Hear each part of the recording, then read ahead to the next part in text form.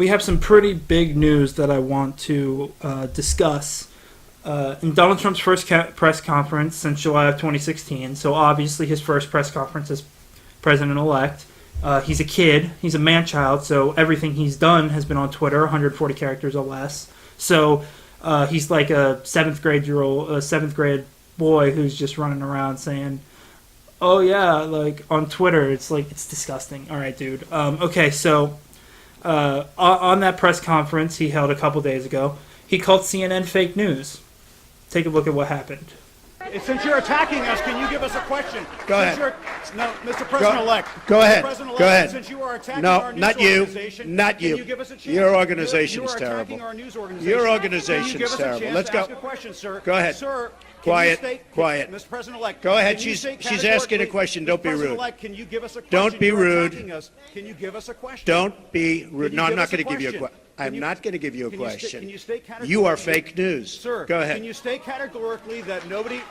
No, Mr. President-elect, that's not Go ahead. appropriate. Now, I'm not going to cover it, but all I'll say is that, dude, you're president-elect. What are you doing? You're a part of the government. The Constitution now applies to you. The First Amendment says freedom of press. You have to take the question, no matter how ridiculous or stupid or completely biased it may be. You're now a part of the government. You can't shut down people. He shut down that CNN dude. So I'm just going to briefly talk about what this could mean in the long run, because you have to take into account what Donald Trump did in the primary. Even before he ran as a politician for president of the United States, he tried to sue 3 different big name companies, Bill Maher, The Onion, and Jon Stewart, because they made a joke about him. Okay, so thick-skinned my asshole. He's thin-skinned. He's a narcissist. He's an authoritarian. He can't be called a loser. He has to always win. And so, what does that mean for the media? So, during the campaign, I'll put the video up after I say it. He said, "I want to open up the libel laws, make it more like England, so that when people just say false things or wrong or things that I believe are wrong, I can sue them and throw them in jail." Take a look at that video. But one of the things I'm going to do if I win, and I hope I do, and we're certainly leading,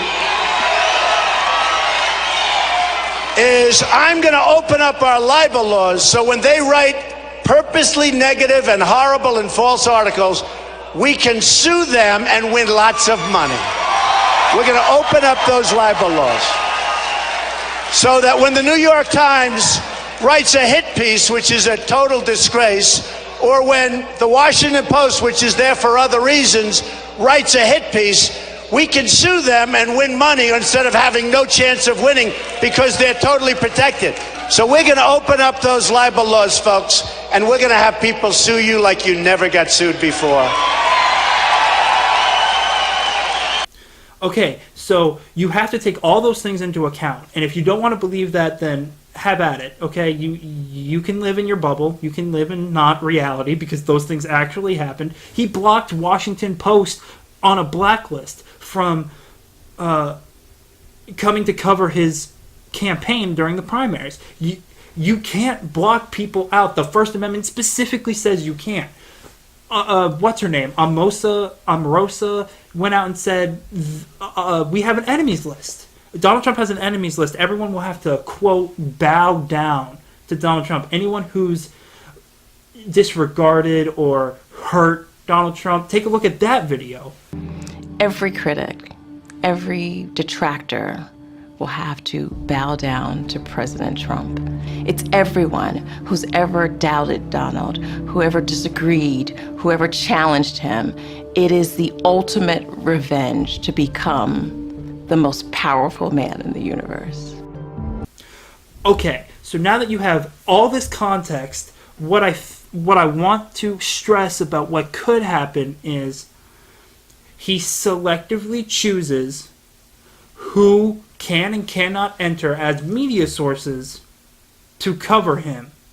So you have basically bias, a conservative Donald Trump bias in the news because he specifically selects what can and cannot get out as news.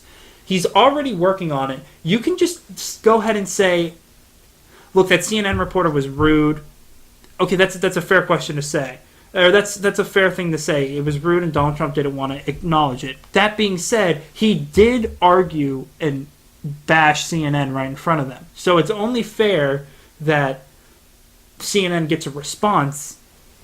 There could be a debate there. However, where there is no debate is him shutting down CNN completely. The First Amendment specifically allows them, and he even said, BuzzFeed will get the consequences.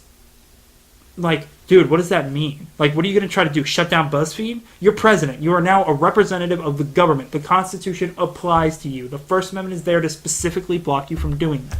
So what could happen is he just starts shutting media sources down and only allowing specific media sources like Breitbart and Fox and a bunch of like right-wing websites allowed into his press conference because they'll spin him in a positive light.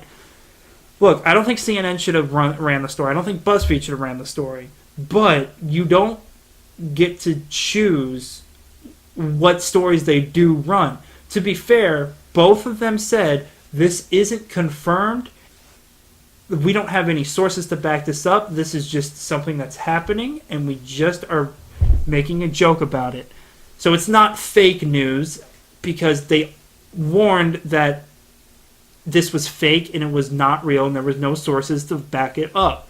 The difference between that and fake news is that fake news will run it as real news. They won't put a disclaimer in the front that, hey, this isn't real. No, there is none of that in fake news. That's the difference between this and fake news. Okay, so now to the actual story. My opinions on the whole Donald Trump press conference thing. To the actual story I want to cover, which I think also backs up my claim about him specifically selectively choosing what news he wants to bring into his press conference and etc. Okay, so where are we? Okay, so on Twitter, Politico has an article on this. Politico reports Randy Weber, a congressman, a Republican congressman, has gone a step further than Trump and demanded that CNN fire reporter Jim Acosta for his purportedly disrespectful behavior towards Trump. Okay, what? This is some bizarro shit right here. This is some other word. You don't... Disrespecting Trump is exactly what the First Amendment covers. Even not freedom of press, freedom of speech. Freedom of speech doesn't cover people from saying, oh, I really like Trump and I really like what he does. No. That's not what the First Amendment covers. The First Amendment covers Trump is a piece of shit. He's an authoritarian. He's this narcissist. He has an ego. The First Amendment covers me from saying all of that. So Donald Trump can't come down here and shut me down for what I'm doing because that'd be against the First Amendment. My freedom of speech is being from the government. Donald Trump is now president-elect. He is now a representative of the government. The Constitution applies to the government.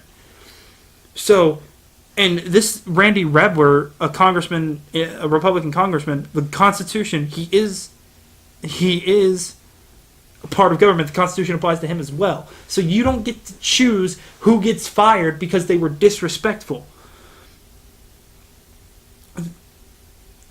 I mean, look,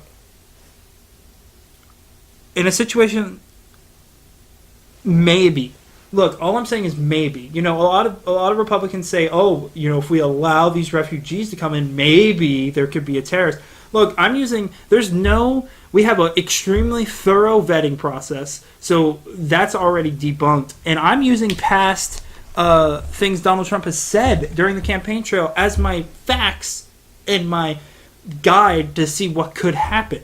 So I don't understand how you just let this slide under the rug. There's got to be consequences. I don't know exactly when Randy Weber is up for re-election, but if he is, and he's in your state, don't vote for him. Let him know that, hey, that was a dumb thing to say.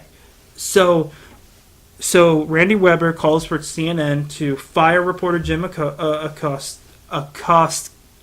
Acosta, and so that's blatantly against the Constitution. And what I'm worried about is that Donald Trump is so easily influenced by money, by not wanting to seem like a loser.